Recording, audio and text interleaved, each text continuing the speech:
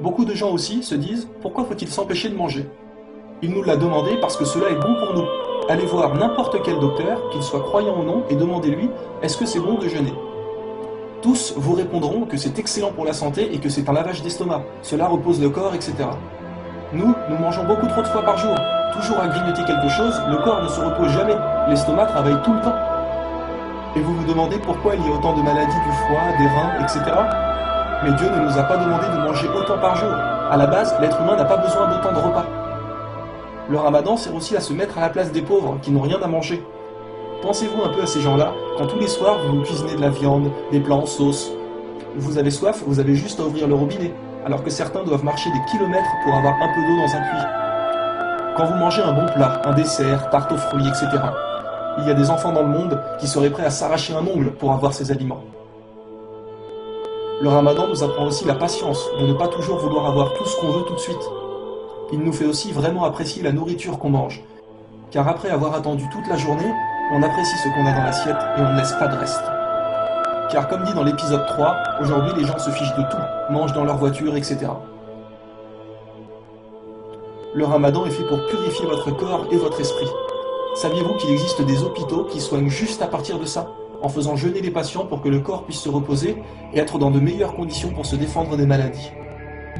C'est pour cela que Dieu nous a demandé de jeûner dans le Coran, dans la Bible. Et plus vous apprendrez la religion, et plus vous saurez que ce que Dieu nous a interdit est mauvais pour nous, et ce qu'il nous a demandé de faire est bon pour nous. C'est lui qui nous a créés, il est le créateur des cieux et de la terre, ne sait-il pas ce qui est bon pour nous? Dieu est infiniment doux et parfaitement connaisseur. Mais malgré tout ça, les gens s'attachent quand même à cette vie sans se soucier de l'au-delà. Comme nous a dit Dieu dans le Coran, chapitre 87, verset 16, « Mais vous préférez plutôt la vie présente, alors que l'au-delà est meilleur et plus durable. » Sachez que la vie présente n'est que jeu, amusement, vaine parure, une course à l'orgueil entre vous et une rivalité dans l'acquisition des richesses. Et dans l'au-delà, il y a un dur châtiment pour les mécréants, mais aussi un pardon et un agrément de la part de Dieu pour les croyants. Tout ce que nous faisons ici est éphémère, c'est toujours au passé. Je suis allé en vacances là-bas, j'ai fait ça il y a 2 ans, j'ai vu cette chose-là, etc. Tout est toujours provisoire et au passé.